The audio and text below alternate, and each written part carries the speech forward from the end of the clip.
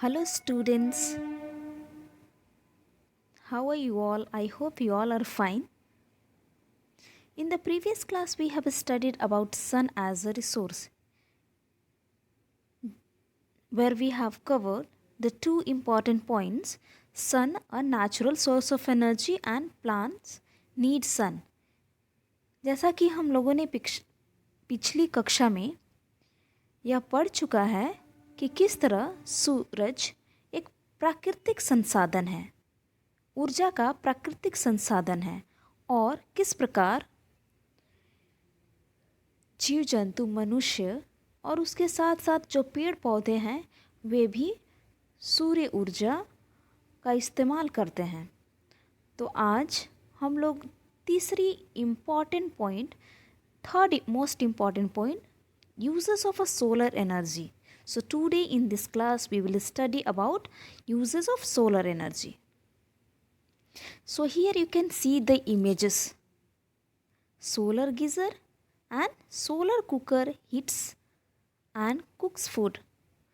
So let's read.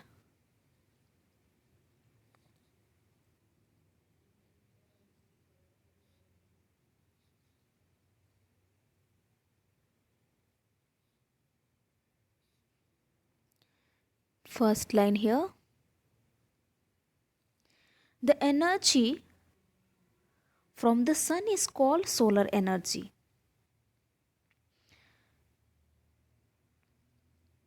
The energy from the sun is very useful for us. We have made many devices which work on the solar energy.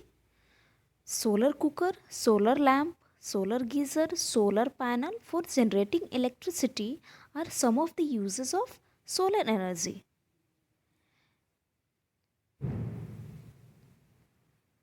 जो energy हमें सूरज से मिलती है उसे हम सौर ऊर्जा कहते हैं। जैसा कि हम लोग जानते हैं, जो एनर्जी का जो रूप है, जो प्रकार है, जैसा कि हम बात करें साउंड एनर्जी, जो साउंड से जो प्राप्त ऊर्जा है उसे हम साउंड एनर्जी, ध्वनि ऊर्जा। उसी तरह जो लाइट से जो हमें ऊर्जा प्राप्त हो उसे light energy. Similarly, in the same way, the energy which we are getting from the sun is called solar energy. So this point I think very clear for all of you. The energy from the sun, जो सौर्य ऊर्जा हमें सूरज से प्राप्त होती है वो बहुत ही यूज़फुल है, इसमें कोई दो राय नहीं है. अब टेक्नोलॉजी हमारा इतना डेवलप हो गया कि सूर्य ऊर्जा तो ऐसे हम लोग हर चीज़ों में इस्तेमाल तो कर नहीं सकते हैं. उसे ट्रैप करना पड़ता है, उसे लेना पड़ता है, ऑब्जर्व करना और स्टोर करना पड़ता है, क्योंकि रात में तो हमें सूर्य ऊर्जा मिलती नहीं है. तो उसके लिए क्या करना पड़ता है, उस ऊर्जा को हमें सोलर पैनल के थ्रू ट्रैप करके इलेक्ट्रिसिटी जनरेट करते हैं और बैटरी को चार्ज करते हैं. सो इस टाइप से सोलर कुकर, सोलर लैम्प और सोलर गीज़र जैसे बहुत सारे इक्विपमेंट्स बनाए गए. पहला हम लोग पढ़ेंगे solar cooker. Solar cooker uses the energy of the sun to cook food. The main cooker, with the word you all are very familiar, more aware about. Cooker means we used to cook the food. Solar cooker is the cleanest form of fuel for cooking. This is the cleanest form. It does not generate pollution. That's why it is cleanest form for cooking. This simple experiment helps us to understand how a solar cooker works. So this is one of the activity which we can do easily in our houses. So let us start and do this activity. Place the tire of a two-wheeler on an open sunny place. If you have terrace, so you may keep this tire over there. Keep a glass bowl full of water inside the tire. Look at the image. Look at this picture where a glass is kept full of water. Cover the tire with a glass sheet. And now you have to cover this tire with the glass sheet. Leave it for 2 to 3 hours, और 2 से 3 घंटे तक इसे हमको छोड़ देना है इसी तरह. Now touch the water of the ball. जो कटोरी में पानी है उसे हम अभी स्पर्श करेंगे। You will find that the water of the ball gets heated. और अभी आपको क्या मालूम पड़ेगा कि वो जो कटोरी में पानी है वो गर्म हुआ आपको मिलेगा। Heat energy from the sun passes through the glass and transfer inside. जो ग्लास से होके सूर्य ऊर्जा अंदर की तरफ प्रवेश कर रही है उससे क्या हो रहा है, हीट एनर्जी उस पानी को मिल रहा है जो कटोरी के अंदर है। This heat is utilized to warm the water of the bowl. This is how a solar cooker works. Similarly, in the same this principle, our solar cooker also work. Next few important points where we are using solar energy. So first point is here, salt water when placed in a pan and kept out in the sun, the water dries over a period of time leaving behind a dry salt. यहाँ पे बात हो रही है कि एक pan में जब सॉल्ट क्या है, पानी के अंदर सॉल्ट मिक्स किया गया है और जब उसको सनलाइट में छोड़ दिया जाता है तो कुछ समय के बाद, कुछ पीरियड ऑफ टाइम के बाद क्या हम लोग ऑब्जर्व करते हैं कि जो पानी है वो तो इवापोरेट हो गया। कैसे? तो जो सौर ऊर्जा है, सूरज की जो ऊर्जा से जो गर्मी मिलती है उससे हीट होके पानी इवापोरेट हो गया, उसका वाष्पीकरण हो गया और पीछे क्या छूट गया, तो ड्राई सॉल्ट। नेक्स्ट पॉइंट है, sunlight helps in drying the clothes quickly.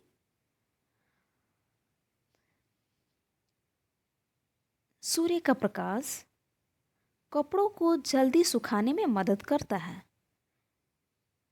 जैसा कि हम जानते हैं कि गर्मी के मौसम में कपड़े जब हम लोग सूरज की रोशनी में उसे हम लोग स्प्रेड करते हैं, जब डालते हैं तो क्या होता है, कुछ ही समय बाद हमें जल्दी जाना पड़ता है उसे वहाँ से निकालने के लिए ताकि कलर फेडेड ना हो जाए। लेकिन वही बात अगर हम विंटर और रेनी सीज़न की बात करें तो कपड़े बहुत देरी से सूखते हैं। बिकॉज क्या होता है, वहाँ पे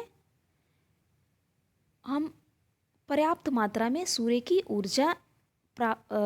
ऊर्जा हमें नहीं मिल पाती है, जिससे कपड़े बहुत देरी से सूखते हैं। नेक्स्ट है, solar geyser heat water by using solar energy.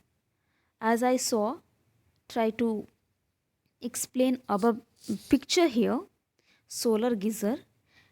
Here we are seeing that solar geyser also trapping the solar light, solar energy and trying to heat the water.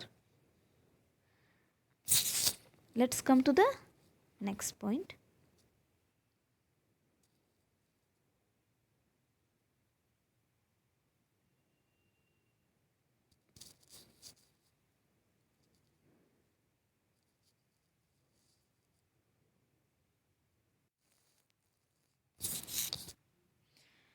Here the next point, food items like pickles and chips are made by drying them in the sunlight.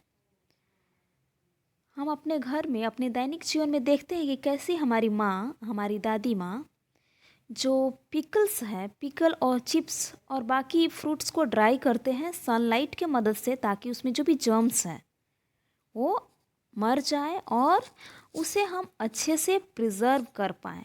So pickle हम लोग देखते हैं कि आम का जो mango का season जब आता है उस समय हमारी माँ पिकल तैयार करती हैं और उसे कई कई सालों तक कैसे धूप में रखने के बाद, फिर ऑयल में डालने के बाद उसे कैसे कुछ सालों तक प्रिजर्व कर सकते हैं।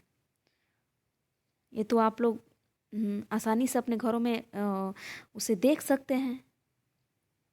It helps, next point, it helps in drying fruits, vegetables, crops, raw fishes, etc. For example, grapes when dried turn into raisins, किशमिश। जैसा कि मैंने पहले ही बताया कि जितने भी वेजिटेबल्स हैं और फ्रूट्स, रॉ फिशेस इनफैक्ट, उसको हम लोग ड्राई करते हैं ताकि जर्म से उसको सेव किया जाए, उसका प्रोटेक्शन कर सकें जैसे कि ग्रेप्स को जब सुखाते हैं तो रेसिन के तौर पे, किशमिश के तौर पे उसे हम लोग कई दिनों तक स्टोर करते हैं और that is more costly than grapes. Next, sunlight is also used to reduce the moisture in the food items to preserve for a longer time, as we have studied this one.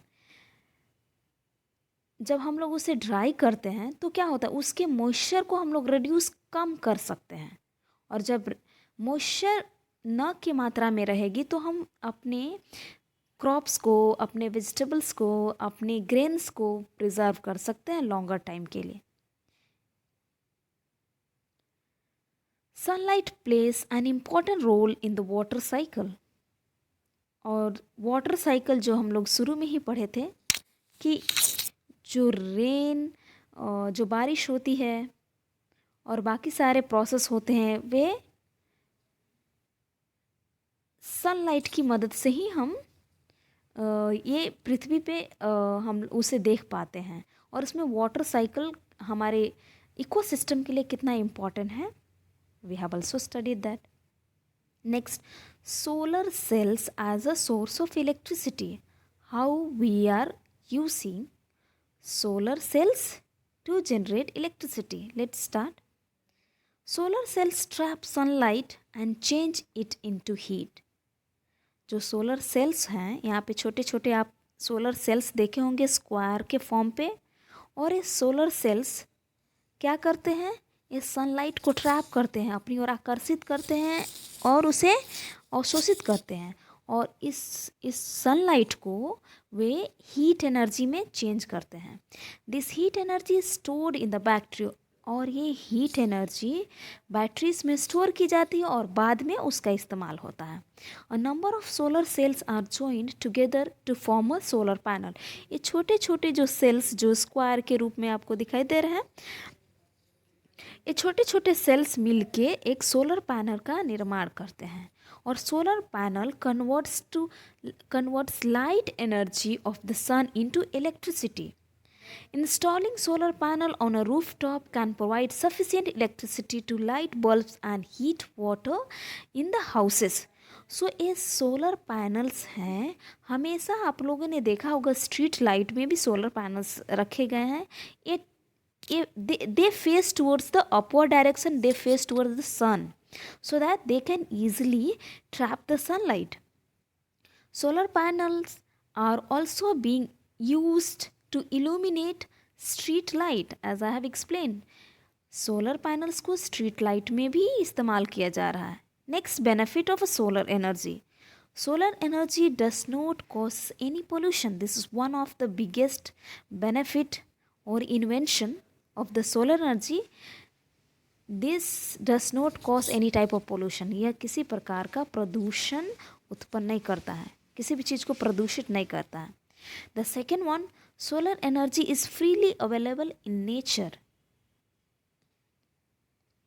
मुक्त अवस्था में free of cost solar energy हमारे प्राकृतिक, हमारे environment में उपलब्ध है. Third point, it reduces dependency on the other source of energy. हमारा जो निर्भरता है दूसरे सोर्सेस में जो एनर्जी हमें प्रदान करते हैं, उनसे इसकी जो निर्भरता को कम करता है. ठीक है.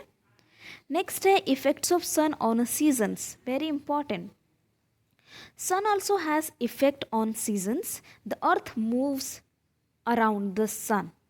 Due to this movement, different parts of the earth receives different amount of sunlight during a particular time of a year, which causes the changes in the seasons.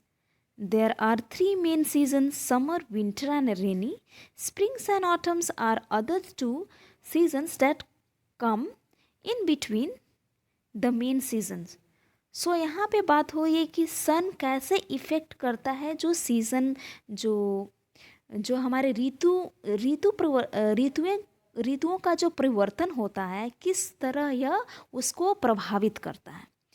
तो अर्थ का जो मूवमेंट है सन के चारों तरफ, अर्थ का जो परिक्रमा बोलें जो घूर्णन गति बोले, उससे क्या होता है कि हमें ऋतुओं का आभास होता है। डिफरेंट डिफरेंट टाइप के जो सीजन्स हैं और जो वेदर है, इसी के कारण हम उसको एक्सपीरियंस कर पाते हैं।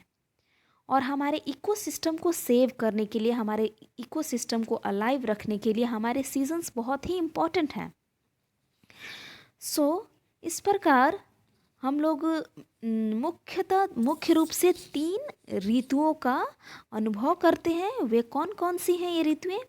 ग्रीष्म ऋतु, शरद ऋतु और वर्षा ऋतु। ओके, तो आज हम लोगों ने पढ़ा कि how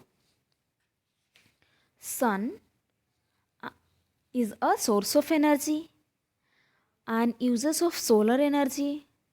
And next we have studied solar cells as a source of electricity, and what are the benefits of solar energy also we have studied. And thereafter we studied the effect of sun on seasons. I hope you all have understood the class and enjoyed well. We will meet in the next class. हम लोग अगली कक्षा में मिलेंगे और बाकी जो content है उस पर डिस्कशन करेंगे।